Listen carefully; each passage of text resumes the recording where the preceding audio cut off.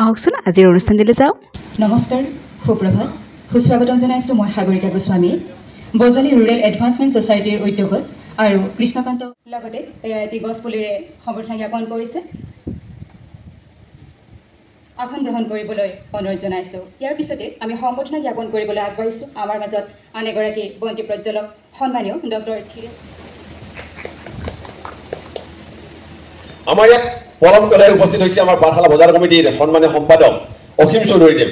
অসীম চৌধুৰীক আমি আমাৰ প্ৰেক্ষাগৃহত গৈ তেখেতক এখন গামোচাৰে আদৰণি জনাৰ কাৰণে অনুৰোধ জনাইছোঁ। শুভম কৰোতু কল্যাণম আৰোগ্যম সুখ সম্পদঃ শত্ৰু বুদ্ধিৰ বিনাশায় দীপজ্যোতি নমস্তুতে।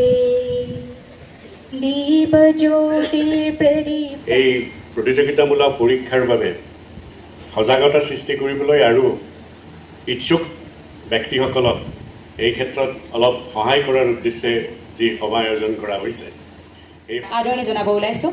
এখনি ফুলাম গামোচা লগতে এটি গছপুলিৰে সুভাষ ৰয় আৰু তেখেতে ৰাষ্ট্ৰীয় পাঞ্জা প্ৰতিযোগিতাত মাষ্টাৰ শাখাত শ্ৰেষ্ঠ খেলুৱৈ হৈছে। তাৰপিছতে ডিম্পল কলিতা তেখেতে জুনিয়ৰ ল'ৰা শাখাত শ্ৰেষ্ঠ খেলুৱৈ হিচাপে খ্যাতি অৰ্জন কৰিছে আৰু জুনিয়ৰ ছোৱালী শাখাত এনিশা শৰ্মাই শ্ৰেষ্ঠ খেলুৱৈৰ সন্মান লাভ কৰিবলৈ সক্ষম হৈছে। অনাগত সময়ত আন্তঃৰাষ্ট্ৰীয় পৰ্যায়ত জিলিকি উঠক বজালীৰ গৌৰৱ, তাৰে কামনা কৰিছোঁ।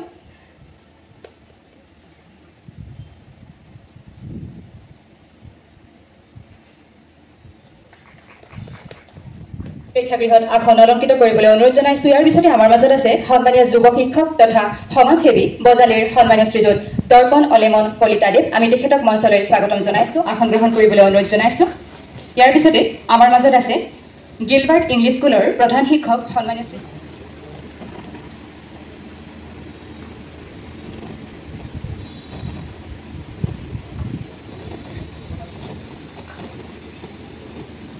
আসন গ্ৰহণ কৰিবলৈ অনুৰোধ জনাইছোঁ।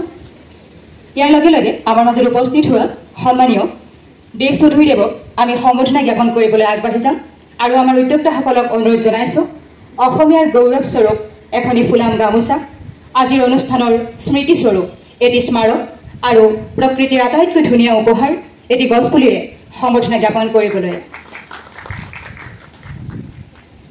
আমি দেখিছোঁ এইবোৰ মানুহ আমাৰ এই অঞ্চলৰ নহয়, গতিকে সৰুৰ পৰা আমাৰ এটা ধাৰণা আছিল যে ACS CCS এইবোৰ আচলতে এইবোৰ আমাৰ চাকৰি নহয়। এইটো মিন নকৰে যে বজালীত মানে তেনেকুৱা ACS পাব লগা ল'ৰা ছোৱালী নাছিল, তেনেকুৱা কথা নহয়।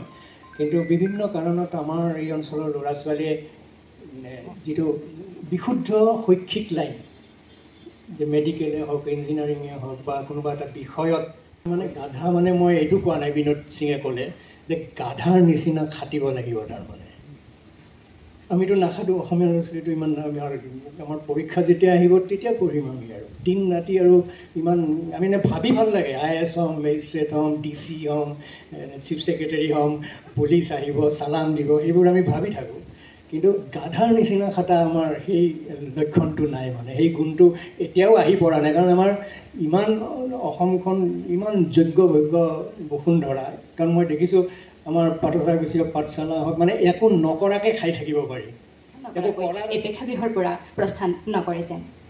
আমাৰ মাজত কেইগৰাকীমান আমন্ত্ৰিত অতিথি আহি উপস্থিত হৈছে। আমি তেখেতসকলক মঞ্চলৈ স্বাগতম জনাব বিচাৰিছোঁ আৰু তেখেতসকলক আনুষ্ঠানিকভাৱে আমি আপোনাসৱৰ মাজত চিনাকি কৰাই দিব ওলাইছোঁ। পোনপ্ৰথমে মঞ্চলৈ স্বাগতম জনাইছোঁ বজালী। ধন্যবাদ।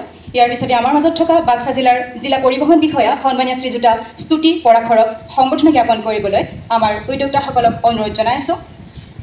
এখনি গামোচা, এটি স্মাৰক আৰু এটি গছপুলিৰে।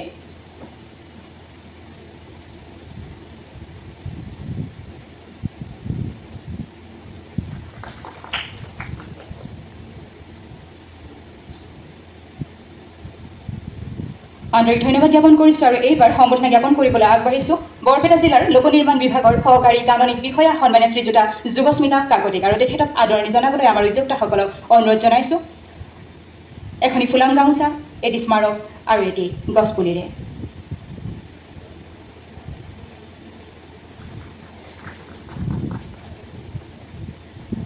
কেৱল মই কেইটামান মোৰ নিজৰ এক্সপিৰিয়েঞ্চ যিকেইটা হয়তো মোৰ কাৰণে খুব ইম্পৰ্টেণ্ট আছিলে সেইটো সময়ত APSC UPSCৰ বাবে প্ৰিপেৰেশ্যন কৰি থকা ষ্টুডেণ্টৰ কাৰণে খুব ধুনীয়া এটা অনুষ্ঠান আছিলে এয়া আৰু বজালি ৰুৰেল এডভান্সমেণ্ট ছ'চাইটি আৰু কৃষ্ণকান্ত সন্দিকৈ ছিনিয়ৰ ছেকেণ্ডাৰী স্কুলে এয়া আয়োজন কৰিছিল। Thank you so' much, bye by.